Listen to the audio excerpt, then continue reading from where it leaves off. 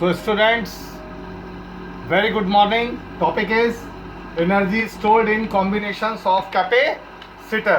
यानी कैपेसिटर में energy combination में कैसे स्टोर्ड होती है, या जैसे कैपेसिटर्स सीरीज में लगे हुए हैं या capacitors are connected in parallel, then what will be the energies of then the combination. Number one, the energy stored in a series combination. Suppose the number of capacitors C1, C2, C3 are connected in series combination. Then what will be the energy? You know very well. U is equal to half Q square upon C. ये formula आप जानते हैं. तो 1/2 series combination में याद कीजिए, capacitor C1, C2, C3 का equivalent capacitance कितना होता था? 1/C is equal to 1/C1 plus 1/C2 plus 1/C3. ठीक है, तो ये 1/C है. 1/C की जगह आप प्लेस कर दीजिए क्या? 1/C1 plus 1/C2 plus 1/C3. अब इसको मल्टीप्लाई कीजिए ईच ऑफ द आटम को इस क्वांटिटी से, तो you will get this result. This is the energy of the capacitance number 1 C1. This is the energy of capacitor C2 and this is of C3.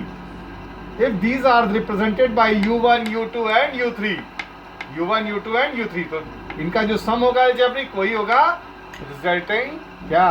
Energy of the capacitors which are connected in series combination. Now come to the energy stored in a parallel combination. You know very well, U is equal to half of CV square. Okay, in parallel combination, you know, when the capacitors are connected in parallel, then their potential difference will be same, but the potential difference तो same होगा, लेकिन क्या अंतर होता है? Charge अलग अलग होते हैं, और इसमें चार्ज सेम होता था, इसीलिए क्यू स्क्वायर यहाँ पे आया है.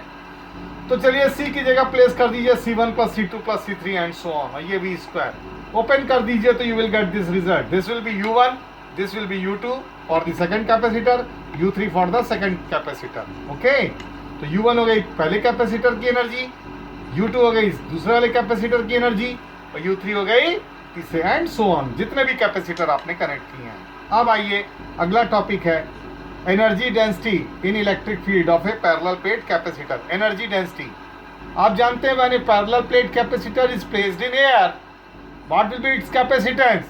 When the area of the each plate is A and the distance between the plates is d, तो you know very well in earlier topic C is equal to epsilon naught A upon D. ये होता है ना, किसी parallel plate air capacitor का जो capacitance होता है C equal to epsilon naught A upon D. Okay, अभी प्लेटों के बीच में इलेक्ट्रिक फील्ड की इंटेंसिटी अगर मैं E मान लूं, surface density of charge each of the plate की मैं सिग्मा मान लूं, तो E इक्वल टू क्या होगा बच्चों?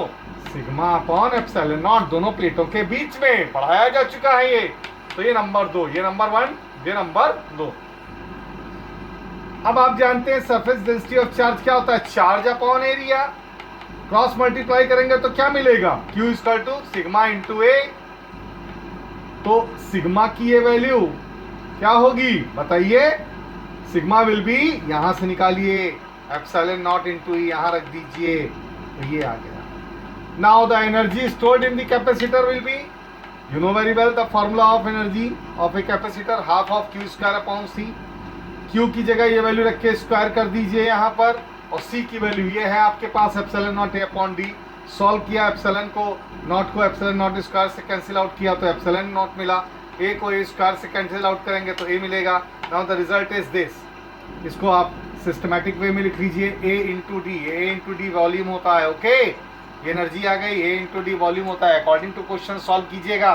अगर वो पूछता है पर यूनिट वॉल्यूम एनर्जी निकालना है, तो इसी से डिवाइड कर दीजिएगा तो पर यूनिट वॉल्यूम एनर्जी आ जाएगी. उसको मैंने स्मॉल यू से लिया है, यानी इसको मैं पर यूनिट वॉल्यूम, अगर इस एनर्जी को निकालना है तो इसी ये वॉल्यूम ही तो है, A इंटू डी वॉल्यूम होता है, area of cross section into distance, तो इससे डिवाइड कर देंगे तो एनर्जी आ जाएगी पर यूनिट वॉल्यूम.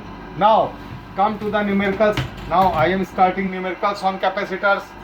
कैपेसिटर का पहला न्यूमेरिकल देखिए, a parallel plate capacitor with in the between the plates has a capacitance. Air में रखा गया है, प्लेटों के बीच में एयर है, of 8 picofarad. What will be the capacitance if the distance between the plates is reduced by half and the space between them is filled with a material of dielectric constant K. K equal to 6. ये 2006 में आया है. पहले case में वो कह रहे हैं कि एक पैरेलल प्लेट एयर कैपेसिटर है, इसकी प्लेटों के बीच में एयर फील्ड है और उसका कैपेसिटेंस 8 पिको फैरेड दिया हुआ है। मान लिया area of the each plates A है और the distance between the plates is d. Case number 1 की बात कर रहा हूं मैं आपसे, जो दिया है। तो C इक्वल टू क्या होगा बच्चों, epsilon naught A upon D. C की वैल्यू दी हुई है ये 8 पिको फैरेड, तो इसको फैरेड में कन्वर्ट कर लीजिए।